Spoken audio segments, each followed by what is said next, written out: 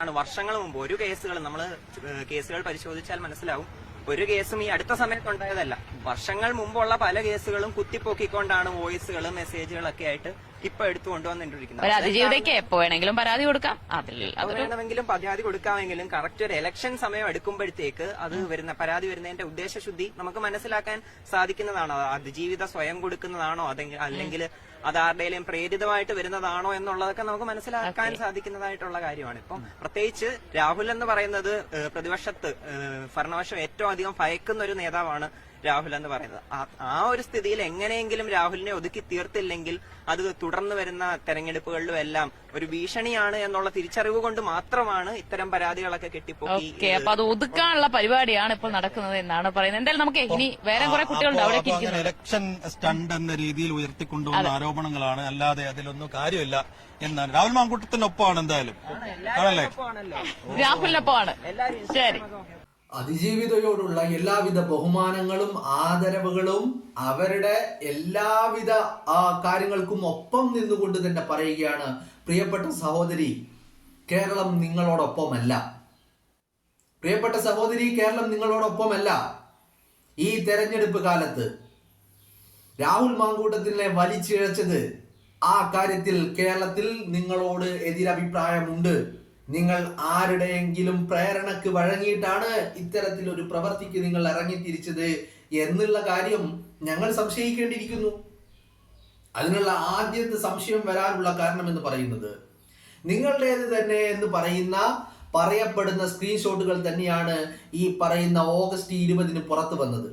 Audio ക്ലിപ്പുകളും അത് തന്നെ നിങ്ങൾക്ക് അയച്ചത് എന്ന് പറയപ്പെടുന്നതാണ് ഓഗസ്റ്റ് 20 പുറത്തു വന്നത്. അന്ന് ആ പറയുന്ന ചർച്ചകൾക്കൊടുവിൽ ഒരു അന്വേഷണ സംഘത്തെ നിയോഗിക്കുന്നു. ആ അന്വേഷണ സംഘം പരാതിക്കാരുണ്ടോ എന്ന് ചോദിച്ചുകൊണ്ട് കേരളത്തിന്റെ തെരുവുകളിൽ ഇങ്ങനെ കറങ്ങി നടന്നിട്ട് അന്ന് പ്രത്യക്ഷപ്പെടാതിരുന്ന പരാതിക്കാരി അന്ന് മാത്രമല്ല പ്രത്യക്ഷപ്പെടാതിരുന്നത്, ഈ സംഭവങ്ങളും വികാസങ്ങളും ഒക്കെ കഴിഞ്ഞിട്ട് കാലങ്ങളായിട്ടുണ്ട്. അന്നൊന്നും നിങ്ങൾക്ക് യാതൊരുവിധ പരാതിയും ഉണ്ടായിട്ടില്ല. നിങ്ങൾ ഡോക്ടറെ സമീപിച്ചിട്ടുണ്ട്. അന്നൊരിക്കൽ പോലും ഡോക്ടറോട് നിങ്ങൾ പറഞ്ഞിട്ടില്ല ഞാൻ പീഡനത്തിന് ഇരയായി എന്നുള്ള കാര്യം നിങ്ങൾ ഡോക്ടറോട് പറഞ്ഞിട്ടില്ല. അങ്ങനെ നിങ്ങൾ ഒരിക്കലും പ്രത്യക്ഷപ്പെടാതിരുന്ന പരാതിക്കാരെ അന്വേഷിച്ച് അന്വേഷണ ഉദ്യോഗസ്ഥർ ഇറങ്ങിയിട്ട് പോലും അവർക്ക് മുന്നിൽ പരാതിയുമായി ചെല്ലാൻ ഒരിക്കലും കൂട്ടാക്കാത്ത നിങ്ങൾ ഒരു തെരഞ്ഞെടുപ്പിന്റെ തലേ ദിവസം നിങ്ങൾ ഇറങ്ങിയിട്ട് പരാതിയുമായി ഇറങ്ങി, അതും ഈ അന്വേഷണ ഉദ്യോഗസ്ഥർക്ക് മുന്നിൽ പരാതി ഉന്നയിക്കാതെ നിങ്ങൾ മുഖ്യമന്ത്രിയുടെ അടുത്തേക്ക് പോയിട്ടുണ്ടെങ്കിൽ അതിനുള്ള കാരണം എന്ന് പറയുന്നത് മറ്റൊന്നാണ്.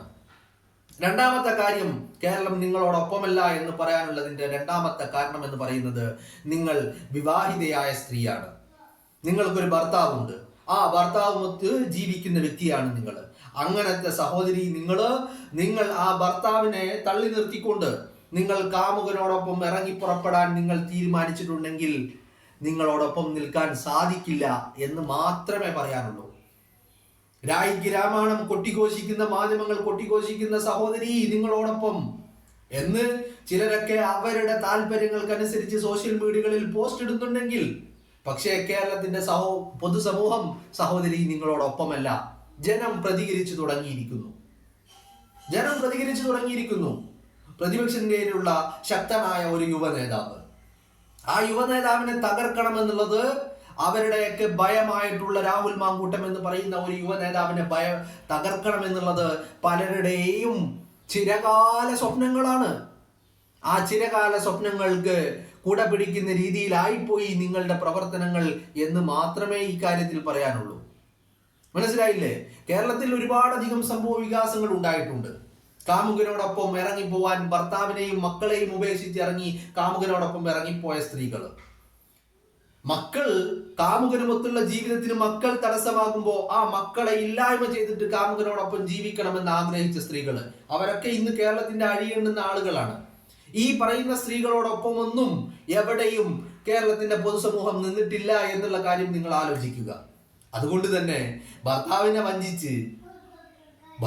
വഞ്ചിച്ച് രാഹുലിനൊപ്പം ഇറങ്ങിത്തിരിക്കാൻ നിങ്ങൾ തീരുമാനിച്ചിട്ടുണ്ടെങ്കിൽ അവിടെ പലതും ഞങ്ങൾ സംശയിക്കേണ്ടിയിരിക്കുന്നു. ഭർത്താവിൽ നിന്ന് ഗാർഹിക പീഡനം അനുഭവിക്കുന്നു എന്ന് നിങ്ങൾ രാഹുലിനോട് പറഞ്ഞതുപോലും രാഹുലിൽ നിന്നുള്ള സിമ്പതി പിടിച്ചു പറ്റാൻ വേണ്ടിയാണ്, രാഹുലിന്റെ മനസ്സിൽ ഇടം പിടിക്കാനുള്ള നിങ്ങളുടെ തന്ത്രമായിരുന്നു എന്നുള്ളത് തന്നെയാണ്. ആ തന്ത്രം ആ ഒരു ഞങ്ങളുടെ ചിന്തയെ അല്ലെങ്കിൽ ഞങ്ങളുടെ വിശ്വാസത്തെ ഊട്ടിയുറപ്പിക്കുന്ന മറ്റൊരു കാര്യമുണ്ട്.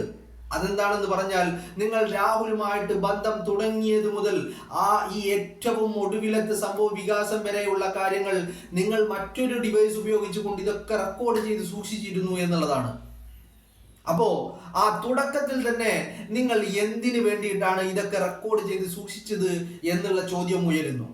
അതോടൊപ്പം എനിക്ക് പരാതിയില്ലെന്ന് പറഞ്ഞ് നിങ്ങൾ വീട്ടിലിരുന്ന ദിവസങ്ങളിൽ ഈ പറയുന്ന നിങ്ങൾ റെക്കോർഡ് ചെയ്ത കാര്യങ്ങളൊക്കെ നിങ്ങൾ മാധ്യമങ്ങൾക്ക് മുന്നിൽ വിളമ്പിയത് എന്തിനു വേണ്ടിയിട്ടാണ്? ചുരുക്കി പറഞ്ഞു കഴിഞ്ഞാൽ, രാഹുലിനെ തകർക്കണം എന്നുള്ള മറ്റു പലരുടെയും ആഗ്രഹത്തിനൊപ്പം നിങ്ങൾ അവരുടെ ഒരു ആയുധമായി പ്രവർത്തിക്കുകയായിരുന്നു എന്ന് പറഞ്ഞാൽ അത് അല്ലെന്ന് പറയാൻ. അതുകൊണ്ട് തന്നെ പ്രിയപ്പെട്ട സഹോദരി, കേരളത്തിന്റെ പൊതുസമൂഹത്തിന് പ്രബുദ്ധരാണ്, അവർക്ക് ചിന്താശേഷിയുണ്ട്. കേരളത്തിന്റെ സമൂഹം ഒരാളെ പിടിച്ച് അധികാരത്തിൽ ഇരുത്തി എന്ന് കരുതിയിട്ട് അവരുടെ ആരുടെയും പ്രതികരണ ശേഷിയും അവരുടെ ആരുടെയും ചിന്താശക്തിയെയും ഒന്നും അവർ ആർക്കു മുന്നിലും പണയം വെച്ചിട്ടില്ല. നിങ്ങൾ ഈ ഇലക്ഷൻ സ്റ്റണ്ടിന് ഇറങ്ങി പുറപ്പെടുന്ന ഘട്ടത്തില് നിങ്ങൾ അതെങ്കിലും ഒന്ന് ആലോചിക്കണമായിരുന്നു. ഇവിടെ ഞാൻ വ്യക്തമായിട്ട് പറയുന്നു, കുറ്റക്കാരാണെങ്കിൽ രണ്ടുപേരും ഒരുപോലെ തുല്യ പങ്കുള്ളവരാണ് ആ കുറ്റത്തിൽ. രണ്ടുപേർക്കും തുല്യ പങ്കുണ്ട്. പുരുഷന് മാത്രം അതിന്റെ എല്ലാ അർത്ഥത്തിലും കുറ്റക്കാരനാവുക, സ്ത്രീ അല്ല സേഫായി അവിടെ നിൽക്കുക എന്ന് പറയുന്നതൊന്നുമില്ല. കാരണം ഈ ഒരു ഘട്ടത്തില് സ്ത്രീയും പുരുഷനും ഒരുപോലെ കുറ്റക്കാരനാണ്. ഞാൻ ആവർത്തിച്ച് വീണ്ടും പറയാനുള്ള കാരണം എന്ന് പറയുന്നത്, ഈ ജെൻസിയുടെ കാലഘട്ടത്തില് ഇപ്പോ അത്തരത്തിലുള്ള ഒരു കൂട്ടം ആളുകളുടെ പ്രതികരണമാണ് നിങ്ങൾ കേട്ടത്. പ്രതികരണങ്ങൾ പ്രേക്ഷകരെ കേൾപ്പിക്കാനാണെങ്കിൽ ഒരുപാടധികം പ്രതികരണങ്ങളുണ്ട്. കേരളത്തിന്റെ പൊതുസമൂഹം ഇതിനോട് എങ്ങനെ പ്രതികരിക്കുന്നു എന്ന് നമ്മൾ ഓരോ നിമിഷങ്ങളും കണ്ടുകൊണ്ടിരിക്കുകയാണ്. അതുകൊണ്ടാണ് ഞാൻ ആദ്യമേ പറഞ്ഞത്, പ്രിയപ്പെട്ട സഹോദരി, കേരളം നിങ്ങളോടൊപ്പമല്ല എന്ന് പറയാനുള്ള കാരണം. കേരളത്തിന്റെ പൊതുസമൂഹത്തിന് അത്തരത്തിലുള്ള ഒരു പൊതു അഭിപ്രായം ഇല്ലെന്നേ. അതുകൊണ്ടാണ് ഈ ജൻസി കാലഘട്ടത്തില് ഈ പറയുന്ന പഴഞ്ചൻ രാഷ്ട്രീയക്കാര് പണ്ട് സത്യനന്ദിക്കാട് എഴുതി കൊടുത്ത ആ ഒരു ഐഡിയോളജി പിന്തുടരുന്നത് എന്തിന്റെ അടിസ്ഥാനത്തിലാണെന്ന് മാത്രം എനിക്ക് മനസ്സിലാവുന്നില്ല. ചർച്ചകൾ ഉണ്ടാക്കിയെടുക്കുക, അതും ഇത്തരത്തിലുള്ള ഇക്കിളി കഥകൾ ചേർത്ത് വെച്ചുകൊണ്ടുള്ള ചർച്ചകളാകുമ്പോ അതില് പ്രേക്ഷകരുടെ ഇടയിൽ വലിയ സ്ഥാനമുണ്ടാകുമെന്നുള്ള ഒരു കണക്ക് കൂട്ടലിൽ നിന്ന് ഇത്തരത്തിലുള്ള ചർച്ചകളിലേക്ക് കാര്യങ്ങൾ ഡീവിയേറ്റ് ചെയ്ത് കൊണ്ടുപോവുക. എസ്പെഷ്യലി ഈ പറയുന്ന തെരഞ്ഞെടുപ്പ് മുന്നിൽ കാണുമ്പോൾ വ്യക്തമായ രാഷ്ട്രീയം ചർച്ച ചെയ്യപ്പെടും എന്നുള്ള ഒരു ഘട്ടത്തിൽ ഈ കാര്യങ്ങളെ ഇങ്ങനെ ഡീവിയേറ്റ് ചെയ്ത് കൊണ്ടുപോകുക എന്നുള്ളത് ഭരണകർത്താക്കൾക്ക്, ഭരണത്തിലിരിക്കുന്നവർക്ക് അവരുടെ താല്പര്യമാണ്. എങ്ങനെയെങ്കിലും ഭരണം നിലനിർത്തണമെന്ന് ആഗ്രഹിക്കുന്നവര്, എടുത്തു പറയാൻ വികസനങ്ങളോ നേട്ടങ്ങളോ ഒന്നും ഇല്ലാതിരിക്കുമ്പോൾ ഇത്തരത്തിലുള്ള ഇക്കിളിക്കഥകൾ കുത്തിപ്പൊക്കി കൊണ്ടുവന്ന് അതിന്റെ ധാർമ്മികതയുടെ ക്ലാസ് കേരളത്തിന്റെ പൊതുസമൂഹത്തിന് കൊടുക്കുന്നവർ, അവരുടെ ധാർമ്മികത എന്താണ് എന്ന് നമ്മൾ പല ആവർത്തി ചോദിക്കുന്നു.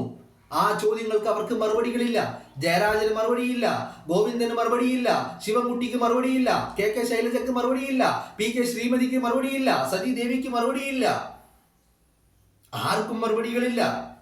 അപ്പോ ഇവരുടെ ധാർമ്മികത എന്താണെന്ന് മനസ്സിലാവുന്നില്ല. കാരണം ധാർമ്മികത ഉണ്ടായിരുന്നെങ്കിൽ ഇന്ന് മുഖ്യമന്ത്രിയുടെ പ്രൈവറ്റ് പൊളിറ്റിക്കൽ സെക്രട്ടറി ആയിട്ട് P ശശി ഉണ്ടാകുമായിരുന്നില്ല, മുഖ്യമന്ത്രിയുടെ മരുമകനായിട്ട് മുഹമ്മദ് റിയാസ് ഉണ്ടാകുമായിരുന്നില്ല, MLA ആയിട്ട് മുകേഷ് ഉണ്ടാകുമായിരുന്നില്ല, മന്ത്രിയായിട്ട് ഗണേഷ് കുമാർ ഉണ്ടാകുമായിരുന്നില്ല, AK ശശീന്ദ്രൻ മന്ത്രിയായിട്ട് തുടരുമായിരുന്നില്ല, കടകംപള്ളി സുരേന്ദ്രൻ വീണ്ടും MLA ആകുമായിരുന്നില്ല, തോമസ് ഐസക്ക് മുൻ ധനകാര്യ മന്ത്രിയായി കാലാവധി പൂർത്തിയാക്കുമായിരുന്നില്ല, KT ജലീല് ഇപ്പോഴും MLA ആകുമായിരുന്നില്ല, P ശ്രീരാമകൃഷ്ണൻ സ്പീക്കർ ആയിക്കൊണ്ട് കാലാവധി പൂർത്തിയാക്കുമായിരുന്നില്ല. അങ്ങനെ ഒരുപാടധികം ധാർമ്മികതയുടെ ക്ലാസുകൾ നമുക്ക് എടുക്കാനുണ്ട്. ആ ധാർമ്മികതയുടെ ക്ലാസ്സിന് ഉത്തരങ്ങൾ പറയാൻ ശൈലജയ്ക്ക് മുന്നിലോ ജയരാജന് മുന്നിലോ ശിവൻകുട്ടിക്ക് മുന്നിലോ ഉത്തരങ്ങളില്ല. ശിവൻകുട്ടി പറയുന്നത് അത് ഔട്ട് ഓഫ് സിലബസ് ആണെന്നാ പറയുന്നത്. ജയരാജൻ പറയുന്നു അത് സിനിമാക്കാരനാണ്, സിനിമാക്കാരന് വേറൊരു നിയമമാണെന്നാണ് ആര് പറയുന്നത്? ജയരാജൻ പറയുന്നത്. പക്ഷെ ഇന്ത്യൻ ഭരണഘടനയിൽ നോക്കുമ്പോൾ സിനിമാക്കാരനൊരു നിയമം, രാഷ്ട്രീയക്കാരനൊരു നിയമം, സാധാരണക്കാരന് മറ്റൊരു നിയമം എന്നൊന്നില്ല. ഇന്ത്യൻ പൗരന് എല്ലാവർക്കും ഒരൊറ്റ നിയമം മാത്രമേ ഇന്ത്യൻ ഭരണഘടനയിലുള്ളൂ. പക്ഷേ ജയരാജന്റെ വെടിയുണ്ടുള്ള തലച്ചോറിൽ നിന്ന് പുറത്തു വരുന്ന നിയമങ്ങൾ, ധാർമ്മികത, അത് എവിടെ നിന്നാണ് എന്ന് മനസ്സിലാവുന്നില്ല. അതുകൊണ്ടാണ് ഞാൻ ജയരാജനോട് മുമ്പ് പറഞ്ഞിട്ടുണ്ടായിരുന്നു, അത് ഒന്നില്ലെങ്കിൽ AKG സെന്ററിൽ പോയിട്ട് ആ ധാർമ്മികത വിളമ്പുക, അതല്ലെങ്കിൽ വൈദേഹം റിസോർട്ടിൽ പോയിട്ട് ആ ധാർമ്മികത വിളമ്പുക എന്ന് ഞാൻ ജയരാജനോട് പറഞ്ഞിട്ടുണ്ടായിരുന്നു.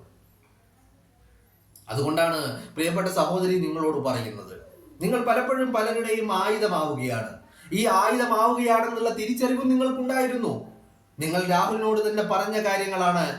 പലപ്പോഴായിട്ട് ജനം TV-യിൽ നിങ്ങൾ ജോലി ചെയ്യുന്ന സമയത്ത് ആ ജനം TV-ക്കാര് രാഹുലിനെതിരെ പരാതി കൊടുത്തില്ലെങ്കിൽ നിങ്ങൾക്ക് ഇവിടെ ജോലിയില്ല എന്ന് നിങ്ങളെ ഭീഷണിപ്പെടുത്തിയ കാര്യം.